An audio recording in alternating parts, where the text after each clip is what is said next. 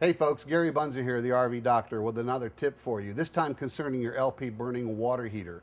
It doesn't matter if you have a DSI, an automatic water heater, or a pilot model, they both have this one component in common. Let me show you on this one. This is the U-tube. This silver colored thing that's shaped like an elbow basically is where the gas and the air are mixed prior to combustion at the burner itself. The gas comes in through the gas valve, through this brass piece, which is the orifice, where it draws in the primary air because you have to have air and gas mixed together before it can be burned at the burner in an efficient manner. If you notice on this particular appliance, the U-tube, the silver piece, and the brass piece are not in alignment. We want these two pieces to be straight in alignment rather than in an elbowed configuration like this. So luckily on this particular appliance there are two adjustment points.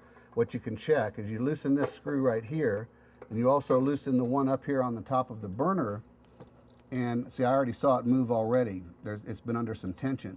So now with these two pieces loose, we have some movement where we can bring those two in an alignment. Now I do notice on this particular one, I do have to cut that slot a little bit bigger on the adjustment point on top of the burner. So I'll take care of that, and we'll get this customer on the road in no time.